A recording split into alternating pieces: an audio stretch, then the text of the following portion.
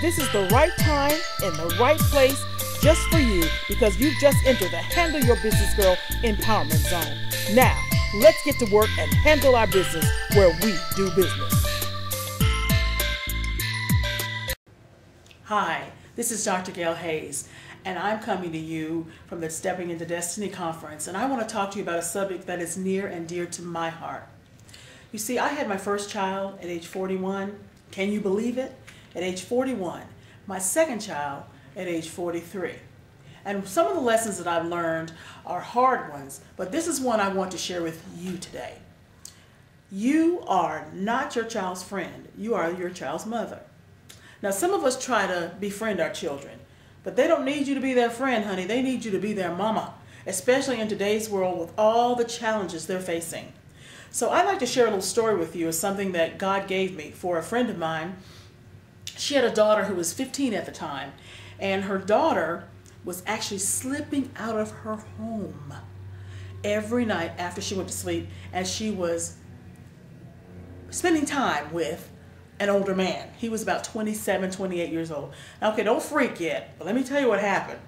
So she would come to Bible study and she would tell us about this, and nobody had answers. Now, at the time, now, I didn't have any children, but I had a daddy who had good sense. And all the women were kind of stroking her and saying, oh, God's going to change it. But, sometimes, God changes. He uses people.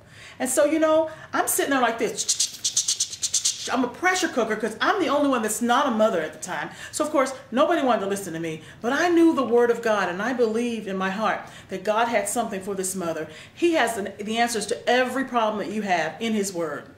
And you know what? God is bigger than His Word. He can speak to you outside of His Word because He's God. Think about it. Your word comes out of you, you're still standing there. God's Word is big, and He's big, and He's vast, and His Word is powerful.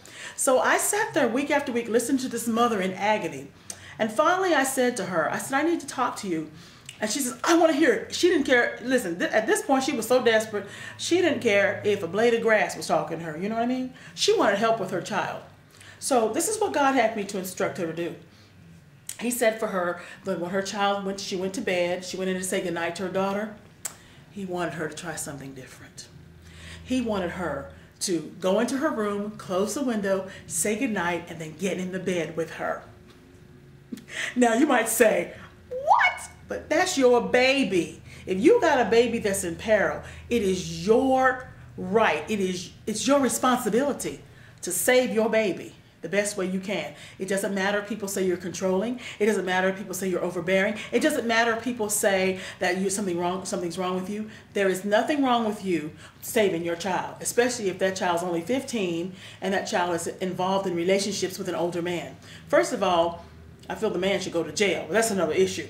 So that woman went in, and I said, I want you to get in the bed with her, and then I want you to put her in a leg lock and an arm lock. I said, now God showed me that she's going to fight you.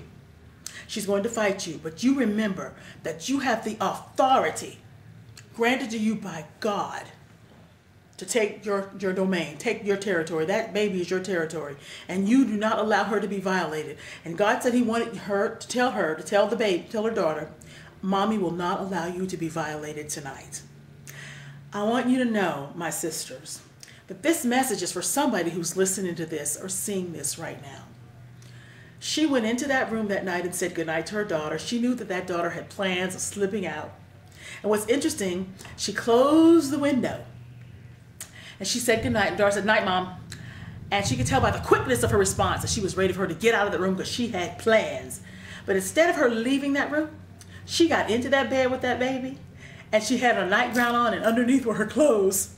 And she put her baby in an arm lock and a leg lock, and that girl wrestled with her, called her all kinds of names, and all she whispered in her ear was, Mommy will not allow you to be violated tonight. And she said it over and over and over and over and over until those words penetrated that child. And the child stopped fighting, and she said, Mommy, thank you, Mommy. I'm about to cry telling you about it.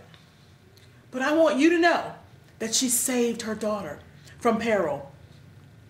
Now you have the same power as a mother to do that for your child.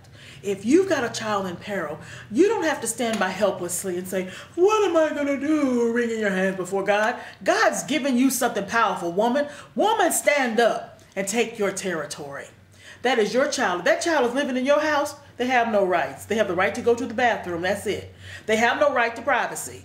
You pay the house note. You pay the electricity bill. If you're buying the food, paying the bills, they have no rights except for those that you give to them. Isn't that something? Really and truly, I don't care what the liberal people say.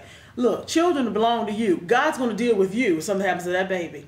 So you have to set boundaries with your children. They need them. They desperately want them. Even those teenagers that appear to be out of control, they need for you to stand up and be their parent, not their friend. They need a parent. They need a mother who's strong and powerful, because that's who you are, or you wouldn't be listening to this. You see, God created you for power. He created you for greatness. Girl, there's greatness in you. And what do you expect your daughter to do if she doesn't see it in you? I think it's about time that we all stood up and we were counted. You see, God showed me this thing. You know, you heard of Wonder Woman. She has the tiara and stuff. You know, your head is crowned with glory and honor. So girl, you're the real Wonder Woman. So stop being your child's friend and be her mother. This is Dr. Gail Hayes. Join me next time as we have another moment as we share some words of wisdom. Bye-bye. Did you know that you are destined for greatness?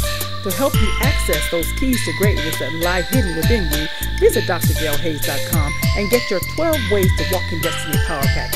Get your Power Pack and discover the true power and beauty of walking in your destiny.